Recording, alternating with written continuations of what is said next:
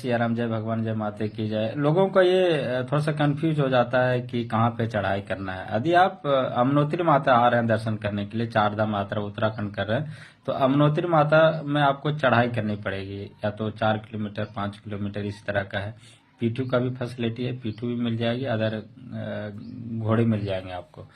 माता गंगोत्री का दर्शन करने जा रहा है तो वहां पे कोई भी आदमी दर्शन कर सकता है माता का, बहुत ही कंफर्टेबल है, कोई तरह का चढ़ाई वाला बात नहीं है।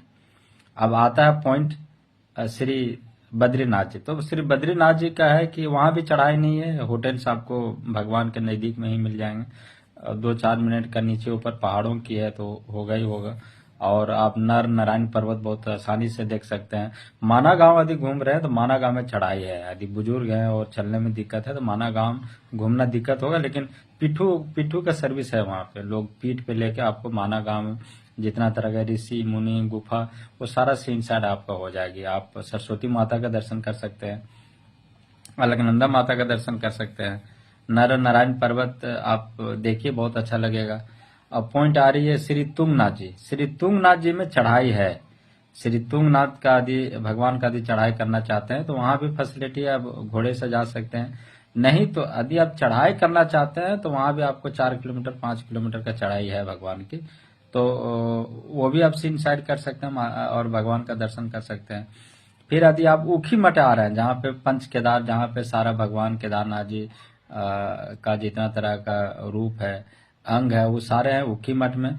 वहां आप आसानी से दर्शन कर सकते हैं, वहां पे कोई चढ़ाई नहीं है। सारे भगवान का, तुंगनाथ जी, श्री केदारनाथ जी, जितने तरह का केदारनाथ के रूप है उत्तराखंड में, वो सारे आपको वहां पे दर्शन हो जाएंगे। पांचों भगवान, पांचों केदार, पंच केदार जिसके कहते हैं, वो दर्शन हो जाएंगे आपको। अब आगे श्री केदारनाथ जी।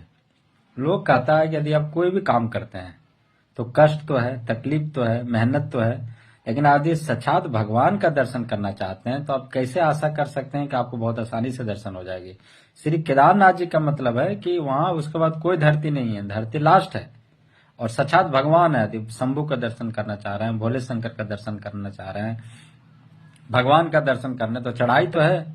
आपको मिनिमम मान के चलिए कि 20 किलोमीटर, 20-21 किलोमीटर चढ़ा पैदल आपको चलना पड़ेगा, यदि आप पैदल का है तो।